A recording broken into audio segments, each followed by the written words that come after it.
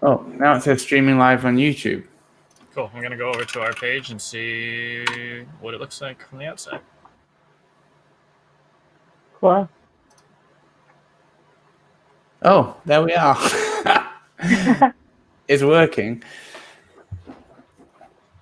So, does somebody want to post that? Yes, Okay, you're a YouTube star. I can do it.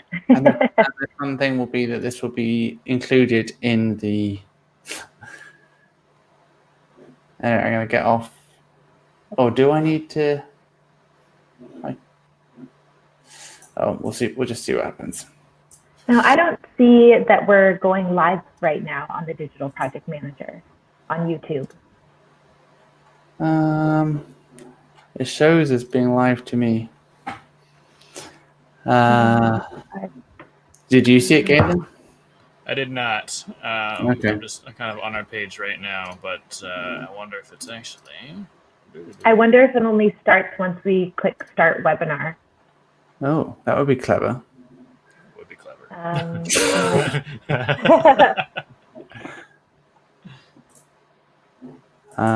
Stream settings.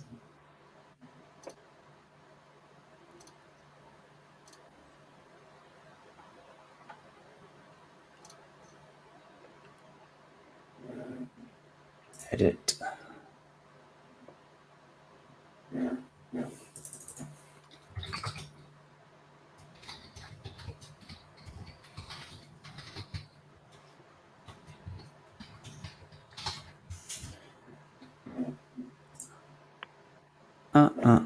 Da-dum-dum. I'm just going to turn off my camera, but I'm going to keep my mic on just for the last 2 minutes. Cool.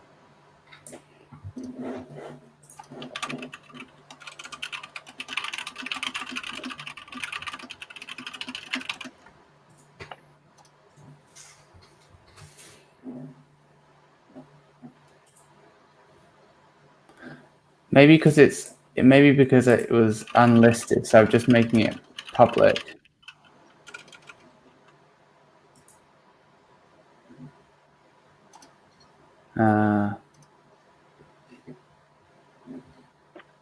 Okay.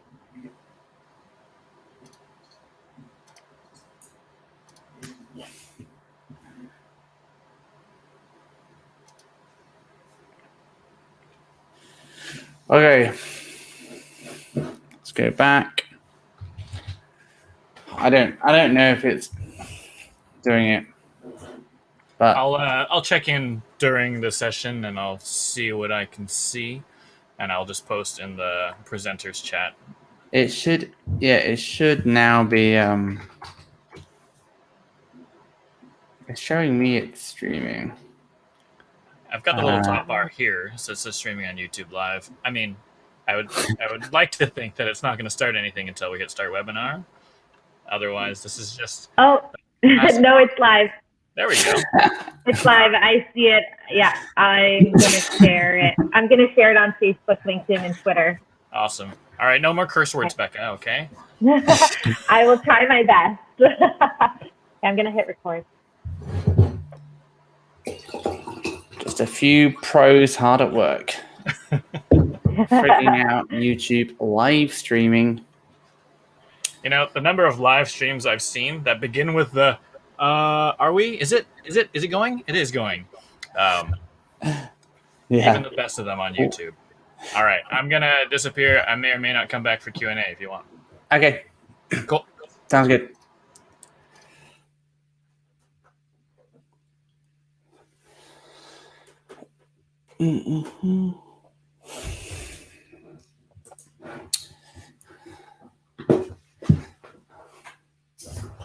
Oh.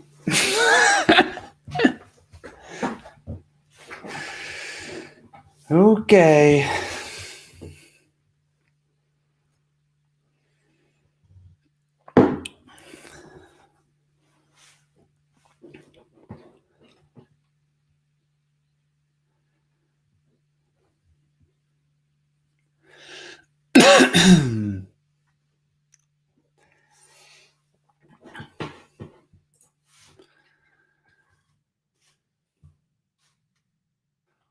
We are live. Well, hello, everybody.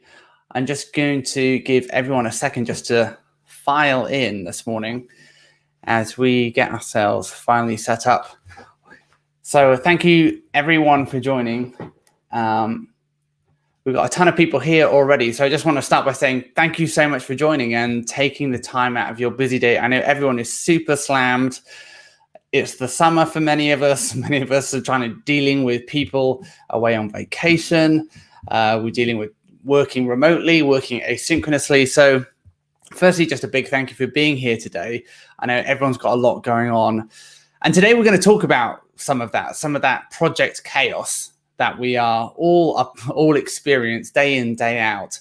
But more importantly, we're going to talk about how to tame that chaos as well. But just as we start, as we're just letting people join in, because lots of people are still joining, I just want to know, and tell me in the chat if you can, tell me where you're joining from today. I'd love to know what city you're in. Are you working from home? Are you working in the office? What are you up to? Let me know in the chat. Tell me where you're from and where you're working. And tell me what some of your biggest challenges are with your work right now. It'd be good to hear what those are. Let me know in the chat.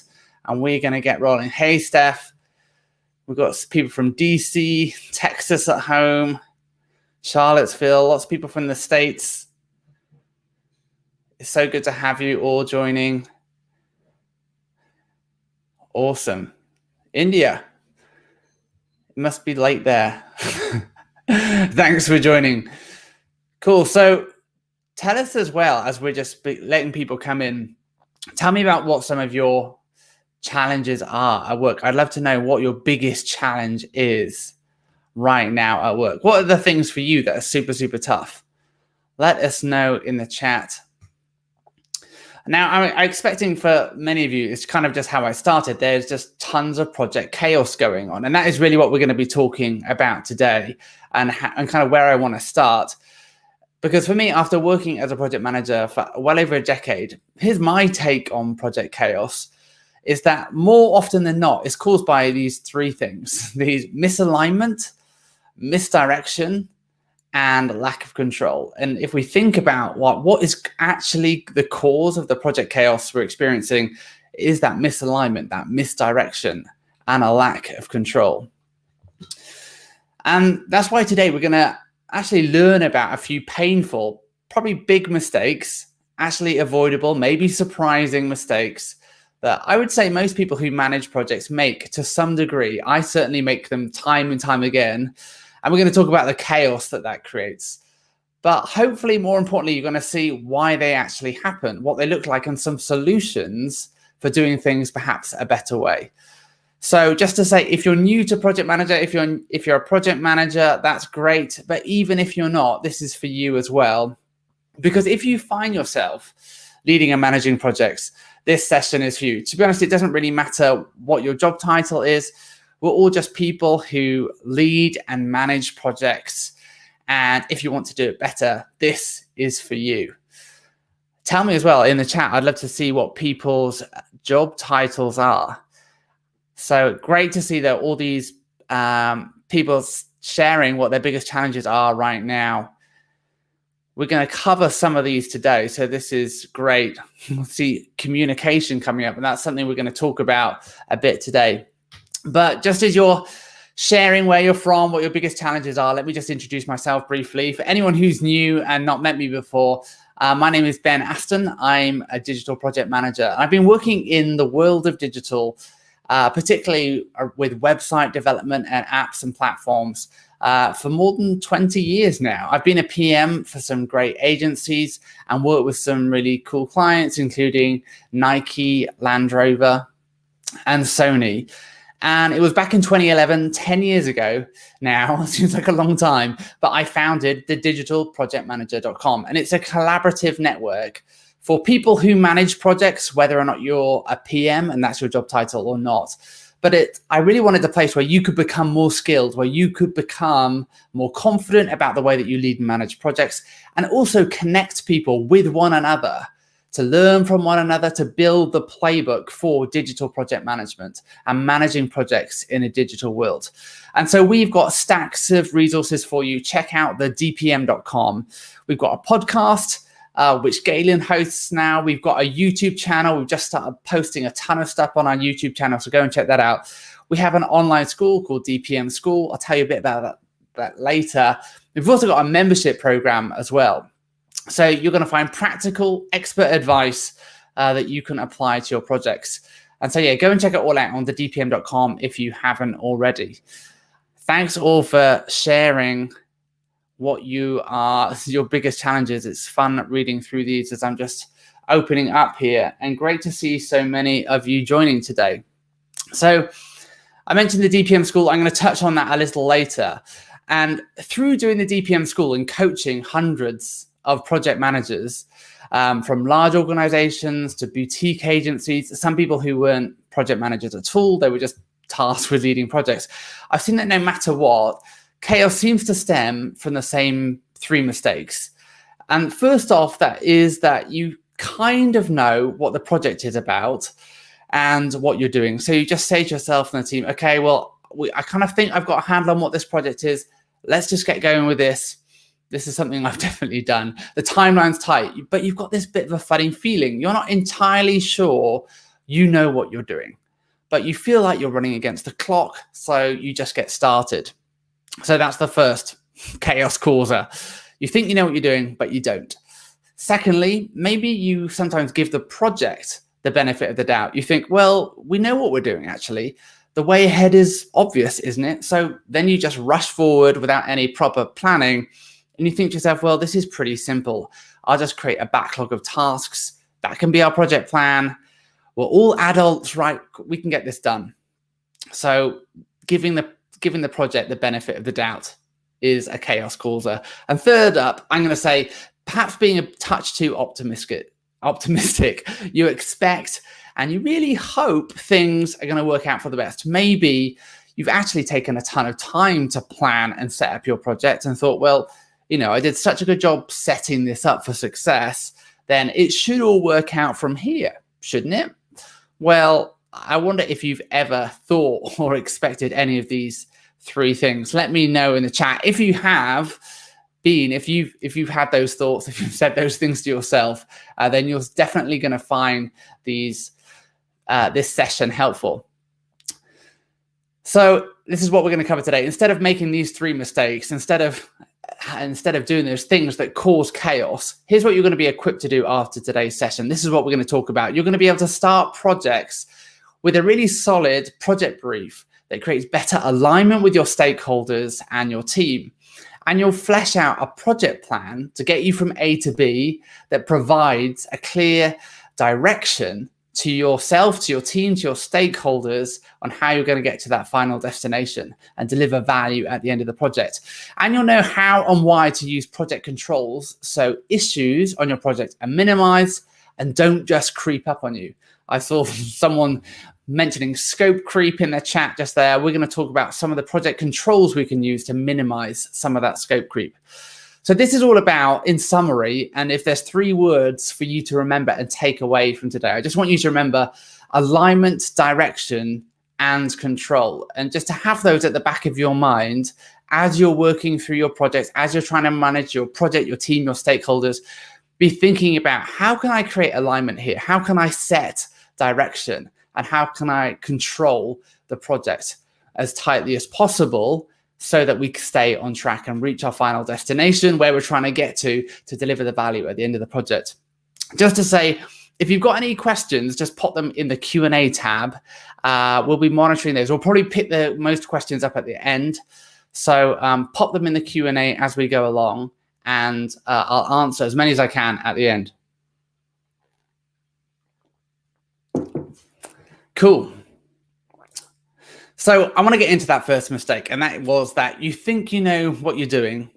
You think you know what your project is about, but in reality, you don't really know. And what happens is, this is the scenario I think that happened to me time and time again. You get off the phone with your stakeholder or your boss or your clients, and they give you this somewhat dubious privilege of this very sexy, very important project. but it's very, very urgent. So what you do, well, you grab your team together, you do a quick huddle and say, all right, do you know what? We just got to get going on this project. Timelines are tight. We haven't really got enough time to plan this properly. We've just got to get started. What happens? Well, everyone goes back to their desks, starts at their machines. There's a flurry of activity as people are starting to do work. Everyone's doing stuff, and you feel good. You hear people talking about the project. You see things happening on people's screens. People are making stuff. You feel good. You're excited. The project is underway. So it might not feel like a mistake because everyone's excited about it. Everyone understands what they're doing, right? Well, maybe not. And this is a mistake, and I'll tell you why. Well, for many reasons, but mainly because you're skipping past this really important step of properly and fully defining and aligning on the project brief. So I said this a second ago, alignment is so important. The project brief is a massive help in creating that alignment. And particularly with all the remote asynchronous work we're doing right now, this is more important than ever. Now, just to say, it's not because the brief in and of itself is some kind of magic document. There's no silver bullet here. But what's important is the communication that happens as you create the brief. The process that you go through when you make the brief helps create alignment among the team, among the stakeholders, and provides this clear destination of where we're trying to get to that then enables your team to be able to move forward. So without a good brief, defining the project goal, its parameters, its outputs, what we're trying to create, why we're trying to create it, how will we know if we're delivering the right thing? And, it seems obvious now, but in real life, I think I've certainly made this mistake a ton of times for many reasons, often because, like I said, you feel pressed for time or your team is just excited to get started. Maybe it's because you got parachuted onto the project after it started. You didn't really fully understand what the brief was about. You just assumed everyone else knew. Maybe you got passed along this half-baked brief from your stakeholders or your clients, and you just kind of hoped everyone else would understand what we were supposed to do. So, let's talk about a half-baked brief and what should a comprehensive brief look like. Here, I've got a couple of examples here. So here is an example of a typical, I'd say this is actually, in some instances, a fairly good brief from a client. But tell me in the chat what you think is wrong with this brief. See if you can find anything in here that you think is bad. I think it's kind of cathartic to pick a brief apart a bit. So tell me in the chat what you think is wrong with this brief. Do you spot anything wrong with it? We got this brief. On the surface, it looks good, doesn't it? It has bullet points. It's got the right kind of headings there. At first glance, it seems good. Challenge. The site traffic has dropped and sales are down. Well, okay, that's a challenge. Goals, double sales. Okay. Deliverables, a blog refresh. But here we go. Yeah, deliverables are vague. No timelines presented. Okay, you're beginning to pick up on some of these things. Yeah, it is way too nebulous. So a few major problems. As you're saying, you're picking this up. What exactly is the deadline? There's a deadline, but we don't know when it is. What does double sales mean? Does it mean purchases per customer, the number of sales, the revenue per sale, or something else? We don't know. We haven't got any real numbers or any context to deal with here. And then the deliverables, you're picking this up as well. Blog refresh. Well, that could mean anything. How many times have you had a project where the deliverable was a refresh? It could mean anything, but also how is the blog refresh actually going to help sales? Does that make sense? Is that the right work to be doing?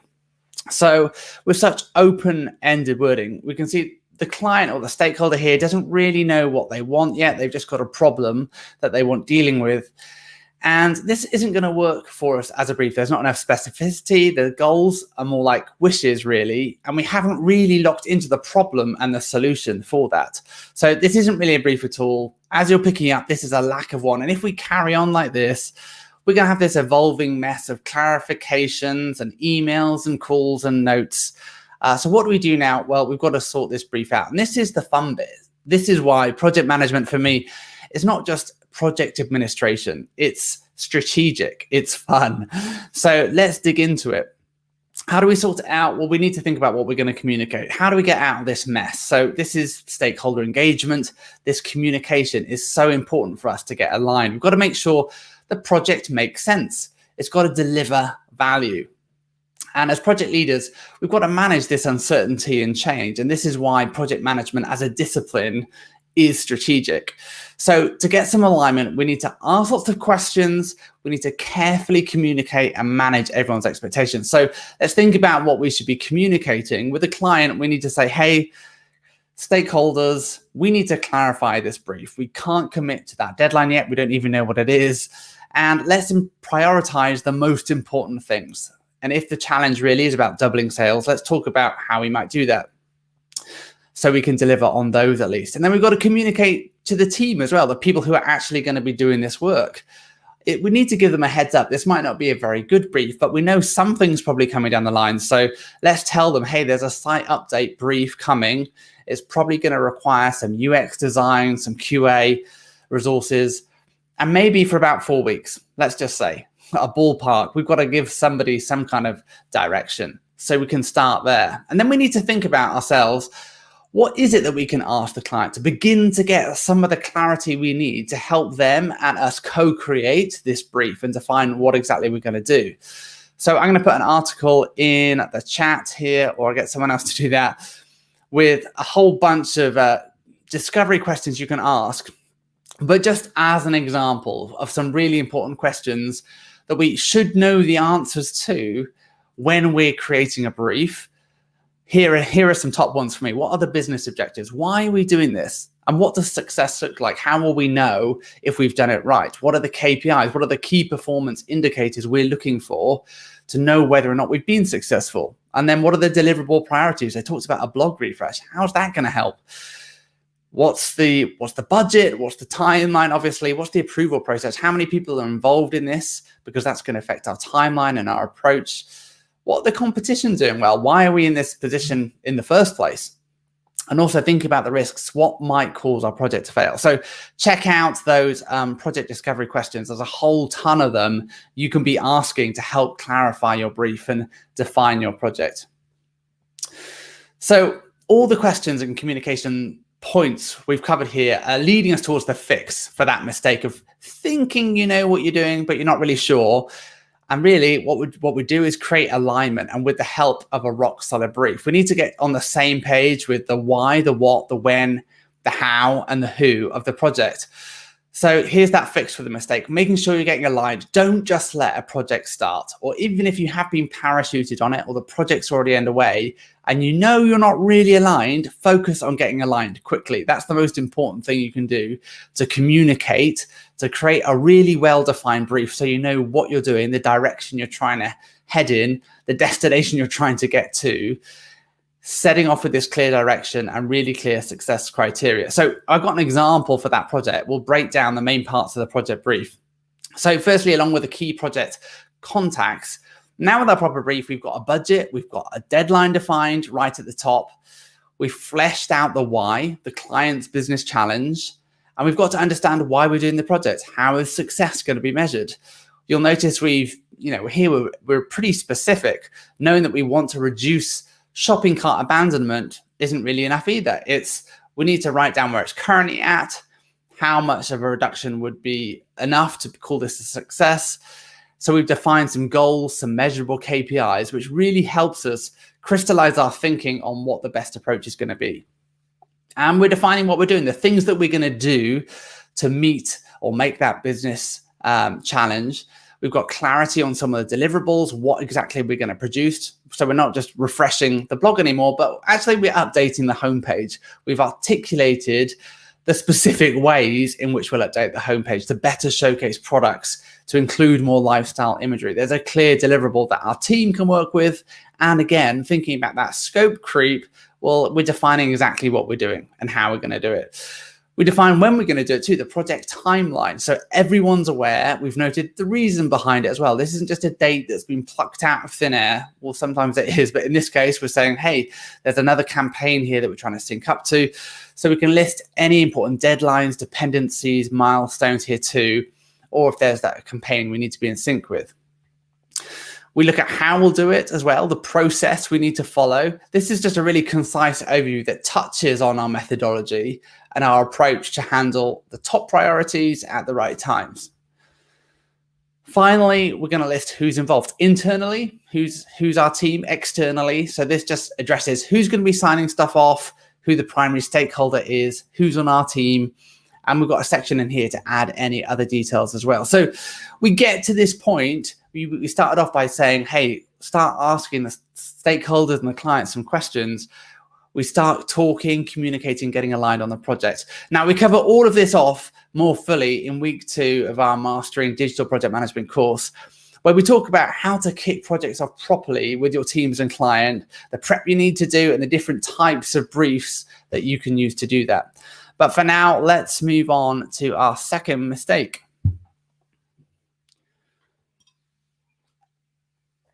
So let's say we've got that brief defined. Maybe you now assume, well, the way ahead's obvious, isn't it? We know what we're trying to do. We know what we're trying to get to.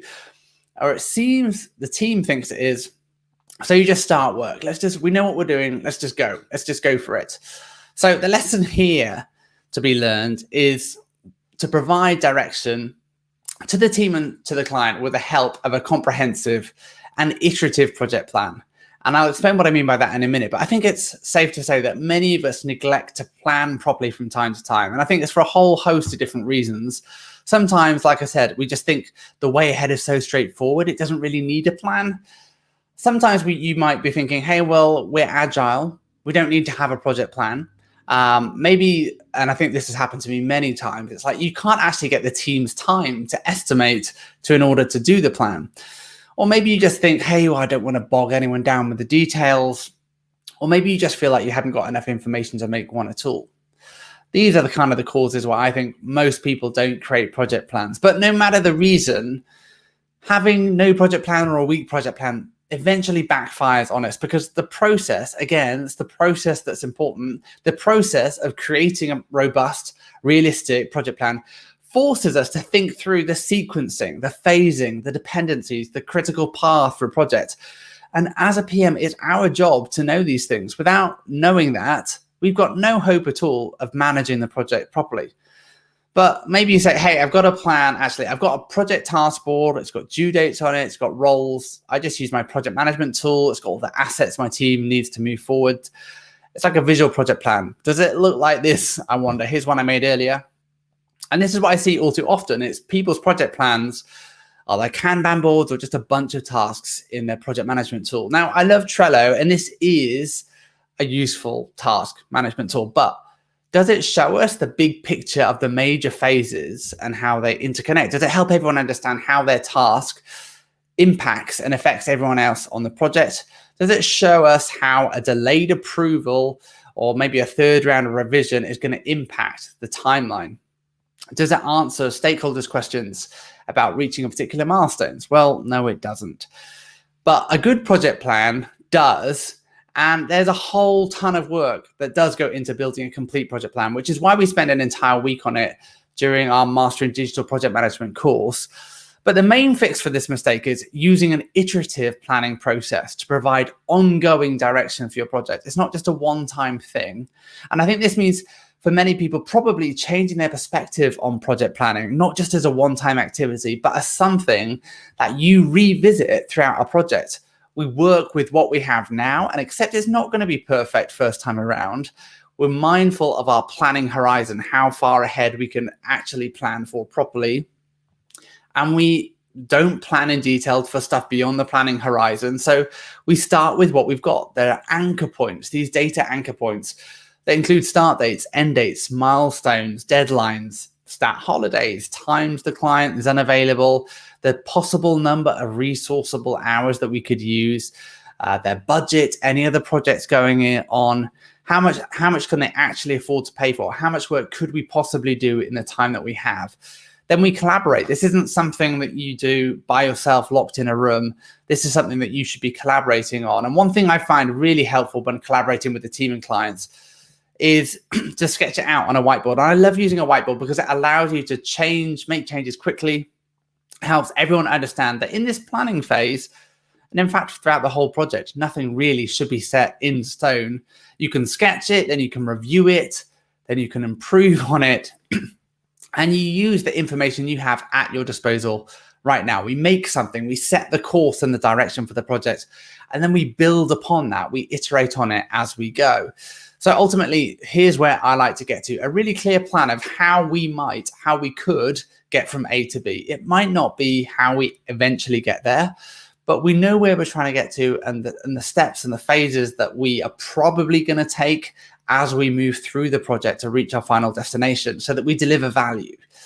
So we're not just creating a bunch of tasks, we're getting aligned in the planning through collaborating with our team, mapping out the project as best we can, acknowledging that, this is going to change. Our vision into the future is limited, but we begin to set some parameters for it. So here's an example for that project. We've got project tasks split up into phases. We've got clear work streams going on. We've got milestones, a clearly defined critical path. We've got the dependencies laid out, and it's providing us a lot more clarity on the direction. And that means that we're really able to quickly adapt to the entire project as things change. It's all connected in our planning tool, and it allows us to be more strategic now that we've got visibility of our dependencies and how we can then optimize our critical path. So to be most useful, the project plan is going to be a living document that we continually update throughout the project as things get clearer over time, as the planning horizon shifts. So for a full walkthrough of this, you can check out our online course, but sketching, collaborating, and iterating is a great place to start if you want to create robust and realistic project plans. But even when you've created an amazing project plan, you can still fall prey to the third and final mistake we'll talk about today. And let's just say you've planned the project down to a T. You unleash this great project beast. It's all rolling. It's happening. It's free to run wild. You're feeling pretty good about it. And you say, well, I've set up this project really well. I got a really good brief. We've got a really good plan here. Everything should just work out from here, shouldn't it? It'll run itself. Well, it probably won't. That's because you're taking your hands off the controls. And you might do this because maybe you have got away with this in the past, because it's common where you work, because maybe you aren't aware of what you should be doing, or maybe your positive demeanor just means, hey, you don't see things going wrong. But if you have been PMing projects for probably more than a week, you'll know that it's really rare to have a project that just effortlessly keeps itself on track within budget. It's really rare that a client doesn't ask for major changes and the team just effortlessly keeps itself in sync and on time. So that's why I think it's super important to be proactive about tracking the project, which allows us to spot some of these red flags before they become big issues. Now, I always like to say you should plan for things not going according to plan, which means it's not enough just to set it and forget it. You need to take seriously your responsibility to track it and control it pretty tightly. I'm going to show you what I mean by showing you a handful of resources you can use to do just that. First up, a comms plan. Anyone here used a comms plan? Let me know in the chat if you're currently using these. Now, projects often fail because of poor communication, but having a plan for that communication can help us fix some of these issues, like clients being slow to get back to you, or having to escalate questions because no one's responding.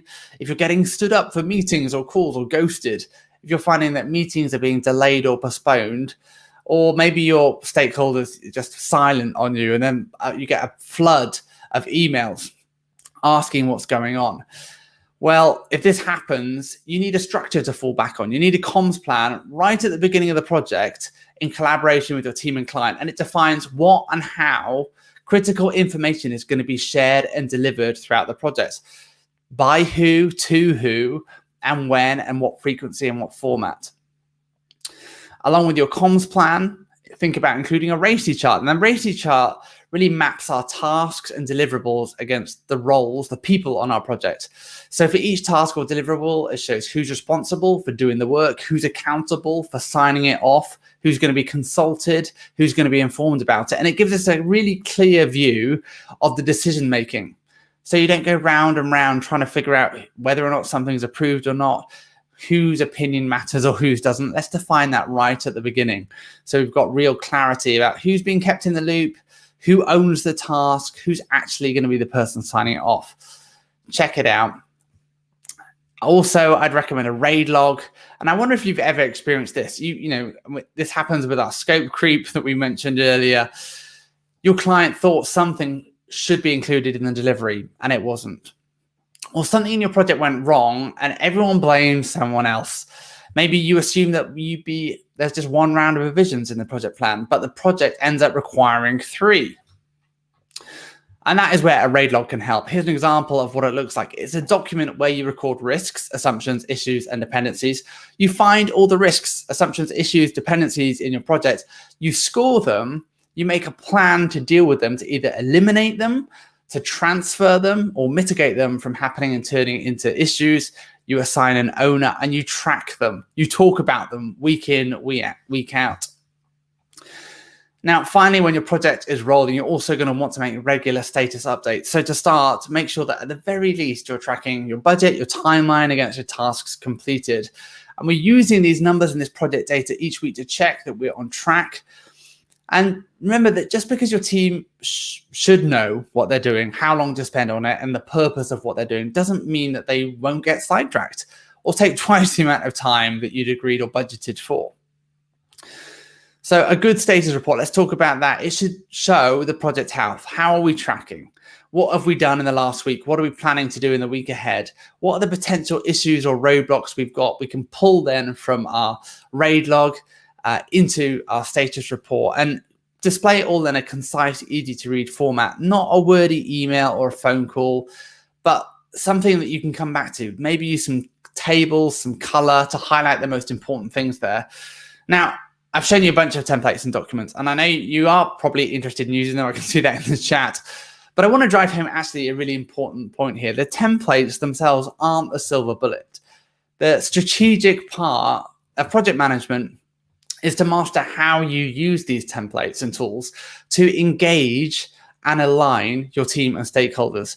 And this is really something you can only learn through practice, which is why I made the Mastering Digital Project Management course to help people learn to manage projects on a practical level and not just in theory. So I know in the last half an hour, I've thrown a whole ton of advice at you, but I would just want to sum this up. The 3 most common mistakes I see most PMs making, along with those takeaways, the mistakes being that you think you know what you're doing, so you end up moving forward without getting clarity on the project. You assume the way ahead is obvious, so you end up working without a full project plan of how you're going to get from A to B on the project. And maybe you expect things just to work out for the best, so you don't set up the project controls you need to keep the project in line and to stay on track. So in summary, here's how to fix those mistakes. I'm going to say those words again: alignment, direction, control. Here they are. Align with your team and client throughout the project brief, but also a lot of that documentation that we went through, which help create control.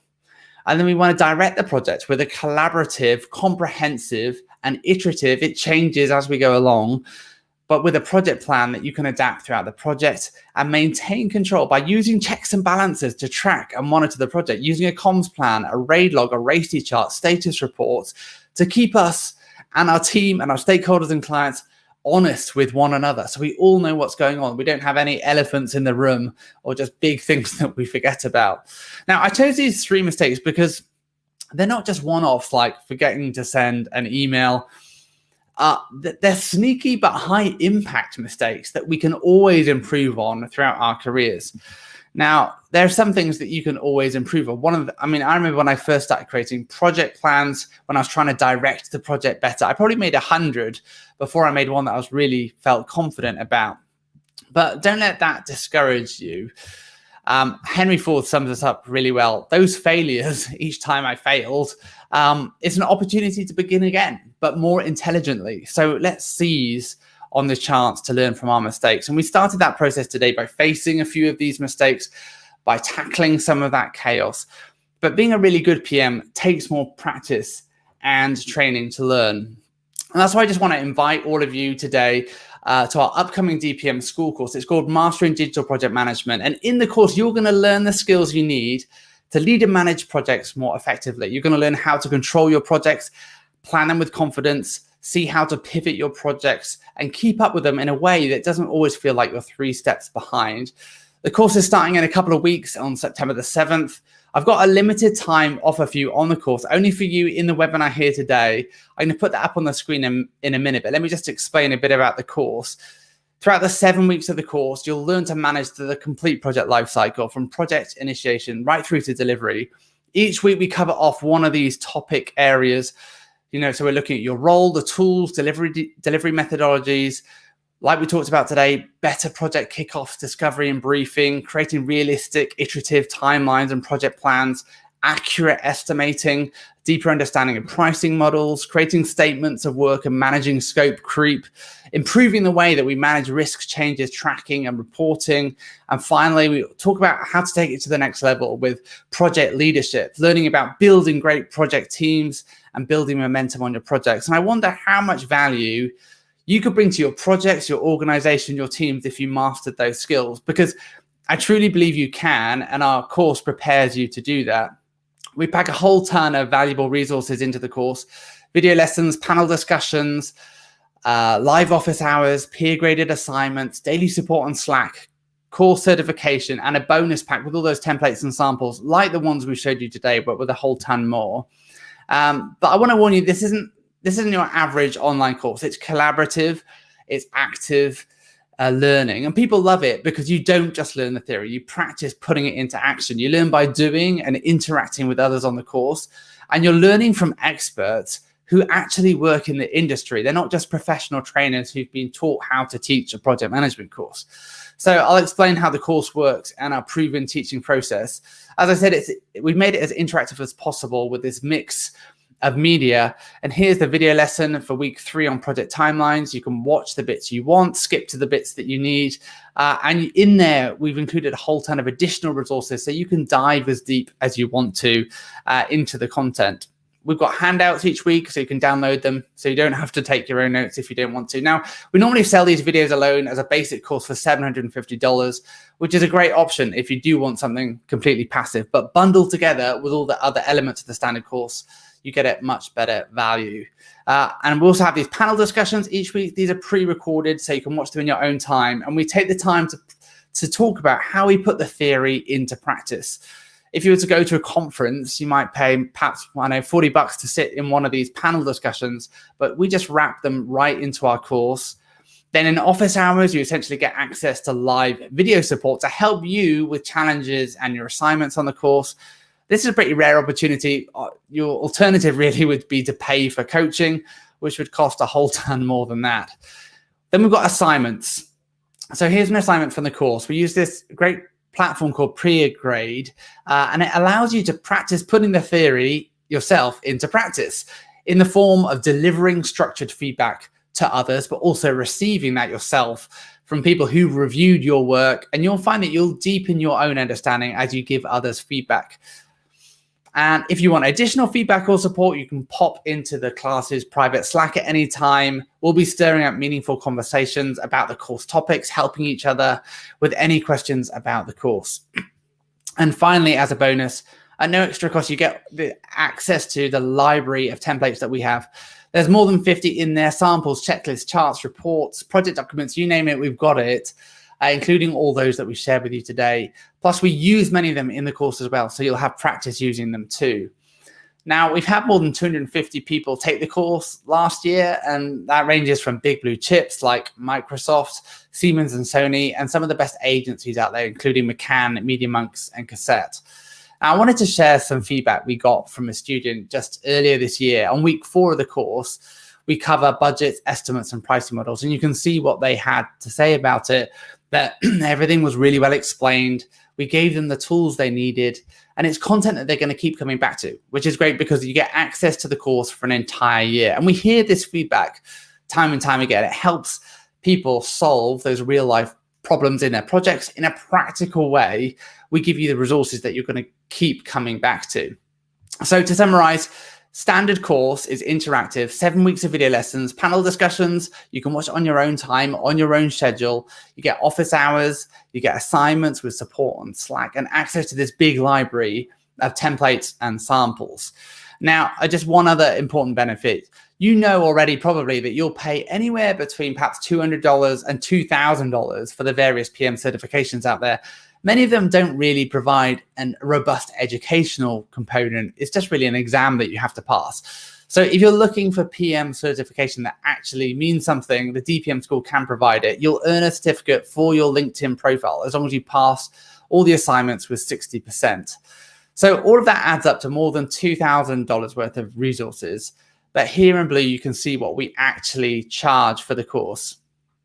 And we know you might need some help. So you can find, we're just going to give you a handout now, side of the screen.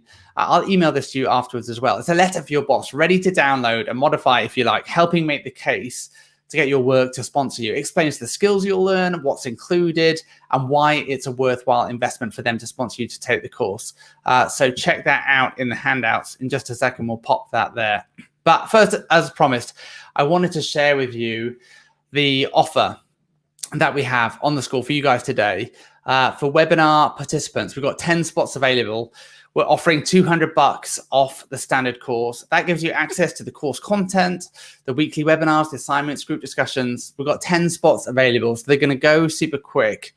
And so if you want the confidence and skills to help run your projects better, to make this year the one where you really move forward in your career, here is your chance to make that happen.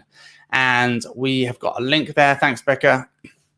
So we limit the class sizes so we can give each student the right amount of support.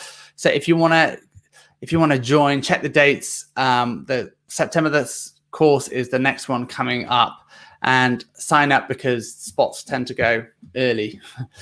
Now, we've also just to say we've never had to do this, but if you decide that the course isn't right for you, we do offer 100% money back guarantee.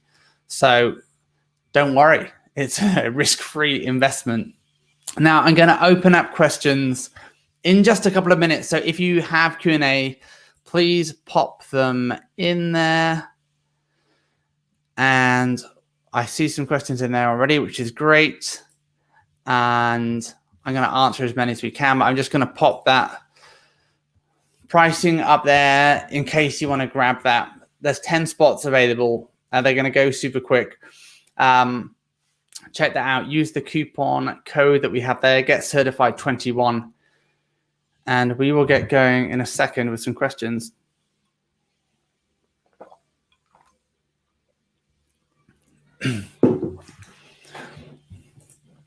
So I see Marizan's just saying how much time is expected to be dedicated for this. And to be honest, it's up to you. You get out of it what you put in. We've designed it to deliver maximum value in 7 weeks. So each week we release some more video content. Each of those video lessons are about an hour in length each. So if you're taking the standard course or the extended course, the assignments will probably take you in addition about an hour to complete. And evaluating other people's assignments will take at least 20 minutes. So by setting aside at least 3.5 hours, you'll get the most out of it. But you could just watch the video content and do the assignments and spend half the time in just a couple of hours a week. But by spending more time, you're going to get more out of it. So I would say anywhere between like 3 to 5 hours a week, you'll get the most out of the course. Someone else is asking, how long do I get access for? So you get access for a full year after signing up. The course runs for 7 weeks. We release the content over the course of the 7 weeks. And by following the course program, you get to do the assignments, which means that you can get certified at the end, but you don't have to follow the course program at all. So you've got that option. We do offer group discounts. If you can get 5 or more of your pals together, contact us. Just use the form at the bottom of the page. We can provide a discount. So yeah, find your other people in your team. If you find 5 of you, you can sign up and get a discount. Just let us know. What else have we got here? Going back to actually, Bradford is saying, are there any scholarship opportunities? There are some.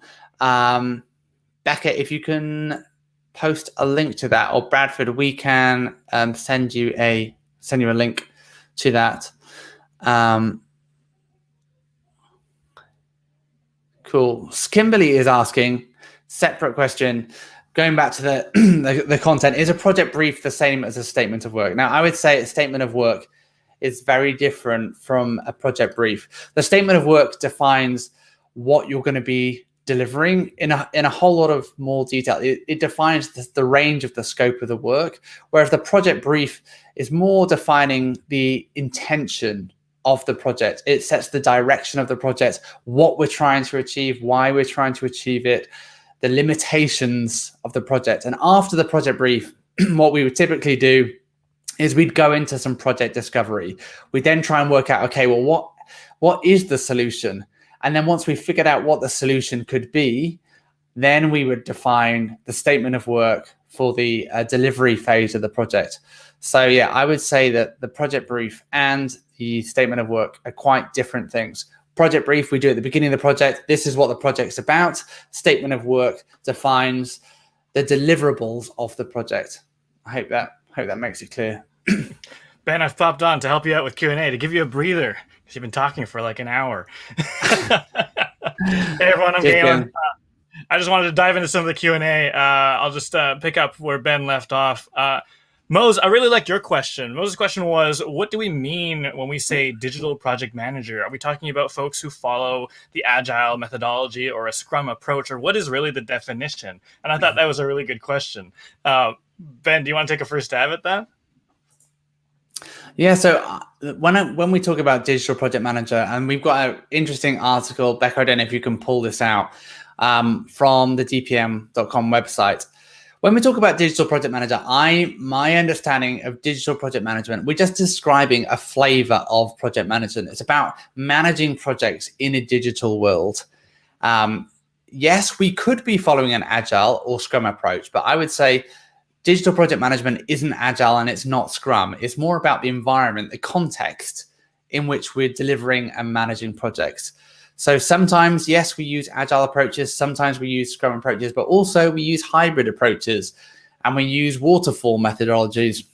It's not so much about the approach. It's more about the context in which we're delivering projects. So we're dealing with screens. We're dealing with megabytes and gigabytes. We're dealing with data screens. And that defines really digital project management more than, say, perhaps telco, like telecommunications project management or healthcare project management. So digital describes the context and the type of deliverables that we produce. Awesome. Well said, Ben. I'm not even going to pile on to that. I wanted to come down to Kimberly's question. She had asked, are the hours for the course applicable towards the training requirements for the PMP certification? And I'll take a first stab at that. So as I understand it, and my current understanding of the PMP certification process, when I went through it, the requirements for the training hours were relatively loose, but I would say either way, just send a note to them and just let them know that that's what you're planning to do. In practice, the people who take the course, they'll end up spending about 35 hours at least in this training environment, which actually satisfies the 35 training hours. But just to be sure, just because I know the PMP certification has been changing a little bit recently, I would just reach out and ask to be certain. Yeah, and so one thing, as Galen's saying, the requirements are changing and shifting, and there used to be registered education providers for PMP, but you can definitely use these for claiming Category 4 PDUs. If you want to maintain your PMP designation, you can definitely use those hours. Yeah, so there's still the contact hours, but we're not a registered education provider. They're changing the model, and they're basically trying to bring all their training in-house and license it. So this is great for maintaining your PMP, but I wouldn't suggest that you use this for your contact hours for getting your original designation. Cool. I want to jump to this question from Lola, which arguably it could open a can of worms, but Lola's question was, how do you manage client chaos in terms of working with client teams that aren't aligned, working with folks who are unresponsive or stakeholders that are unpredictable. Lolo notices she spends more time managing clients than actually managing actual projects. So what are our thoughts on that? What is our experience working with clients in this kind of state of affairs? Yeah, I would say I think this is why some of the tools that we talked about today are super important, and particularly the communications plan. I would say in this situation, and I think it's worth having an honest discussion with them. And I would even arrange a meeting to say, "Hey, do you know what? It seems like we keep on missing one another. It seems like we're finding it hard to connect. Can we spend some time together coming up with a communication plan so we can figure out exactly what meetings make sense for you? Like maybe the reason that they're ignoring you is that they don't want to, you're overloading them with information, or you're sending them information that they don't need, or you're including the wrong people." So I think having that honest discussion and saying, "Hey, do you know what? I think we can do better with our communication. It seems like we keep on missing one another. Seems like we're not fully aligned. Why don't we spend some time figuring out a communication plan, whether or not you do it formally within the template, or whether or not you just say, hey, who do I need to communicate? How should I communicate? When should I communicate? What format is most useful to you? What if I were to do it in this format? What if I were to do it in this way?" And make that a discussion, I think, and tackle it head on, so that you can get to a point where they're like, "Hey, yeah, this is going to work for me.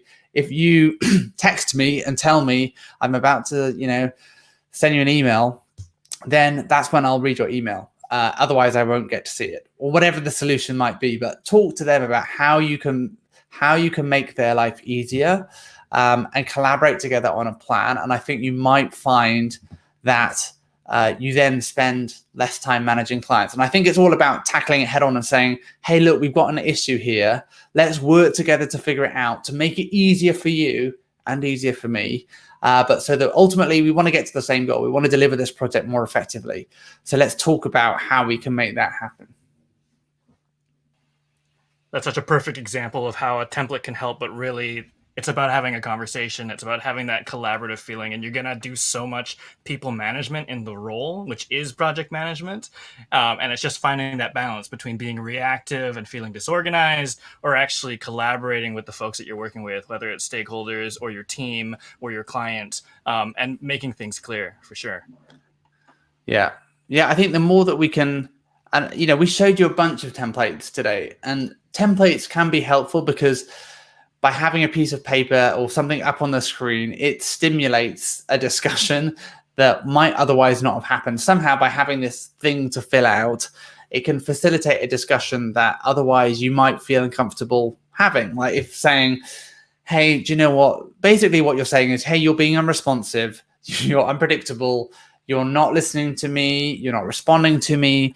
But if you instead change that to be, "Okay, let's work together to figure out how we can fill in this document so that we can align on what works best for you," it just changes the nature and the dynamic of the conversation to one of collaborating together. So like, how can we do this together, rather than a finger pointing, "Hey, you're doing something really annoying and you're not getting what you want and I'm not getting what I want." So it becomes it becomes more of a discourse than an argument. Love that. Cool. We've probably got time for maybe one or two more questions. What do you think, Ben? Yeah, we can. If anyone has got anything else, I think we've answered most of them. I wonder if it's worth. I wanted to tackle Moses' other question, which again, it's a big question. But Moses said, "Ben, you said an important thing, and you said that it's not just project administration, but it's strategic." And his question is, how can we interpret this into the practical realities of our daily lives, the day-to-day job? Is it something that it relates only to completing projects on time and within budget and within the acceptable quality and according to the scope, or is there something more to that? And I just love that question because it keeps coming up. It's been coming up a lot in our conversations in our community about, okay, well, what does a project manager in a digital context do? And is it more than just this iron triangle that we talk about, scope, timeline, and Yeah. budget. Yeah, and I would say absolutely not. And I think when we dumb project management down to that, I think it becomes very administrative, and that's not really my vision for project management. I see us as guardians of value, and I think if there's one thing about the kind of the hat I want to wear as a strategic project manager is a kind of like value guardian written on my cap. And it's because I want to make sure that the project is worth doing, but also that I'm ushering in the project in such a way that I'm maximizing my value delivery as efficiently and as effectively as possible. So what do I mean by that? Well, it means thinking about the project timeline, thinking about the work streams, how to make them more concurrent if I can, how to bring forward value delivery. So it's about incremental value delivery and how I can optimize that. How can I deliver more value faster? What would that mean about the way that we architect the project in the first place? What does that mean about the things that we're delivering? How can we deliver this iterative value? And I think as we're then delivering value more iteratively, it's more effective. And as a PM, we're being more strategic because the ROI, the return on the investment that the project realizes, starts being delivered sooner. So already we're minimizing our risk, the project value risk. So think about strategically, not just about, tasks and budget and timeline, but what are we actually delivering? What are we doing? How are we doing it? How can we change the way that we're delivering what we're delivering? How can we change what we're delivering so that it's more incremental, so that we deliver more value sooner, and then we begin to realize the value of that project? And I think that's why project management is really interesting, because we're problem solving. We're changing the dynamic of the project. We're changing the way that we deliver the project in such a way that we're delivering value. And I think that's why I like this idea of value guardianship, because no one else is really thinking about that big picture. Are we doing the right thing? Are we doing it in the right way? Other than the project manager. The project manager is the one steering this ship, deciding where to put what resources, what to do, what sequence we can do things in. So just shifting things around, maybe in small ways, but can have a massive impact. And I'm going to give an insider tip to the folks who are still on, which is that the hiring managers I'm talking to today, that is what they're looking for. They're finding, in terms of the labor market and the talent pool that's out there, lots of people who have the technical skill as a project manager, but they're still struggling to find the person who's going to provide that value guardianship, to provide that project leadership in any context. So that's the sort of next level. And I think that's the augmentation on the craft that we need to be talking about, because there's a lot of training out there that's kind of training just on technical skills, just on the iron triangle. But what people who are hiring right now are looking for, especially in a digital context, is that instinct to deliver value, to lead the teams, to lead stakeholders, whether or not you're actually in a sort of forefront leadership role, being the person that does own that part of the project so that the project does deliver value. Awesome. Cool. Well, we are coming up to the top of the hour. So I just want to say a big thank you for joining us today. We're going to leave it there. We will send you an email with everything in it that you need. I think there might be a couple of spots still left with the coupon code that we shared. So I just want to say thank you so much for joining. Thanks for sticking around, all of you who are still here. And just a reminder again of those discounted spots. There's a couple still left. So they are going super quick. But if you want the confidence and skills to help you run projects better and make this year the one where you move ahead, here is your chance to make it happen. But again, thank you so much for joining. We'll leave it there, and hopefully we'll see you at the DPM school soon. Have a great rest of your day. Take care.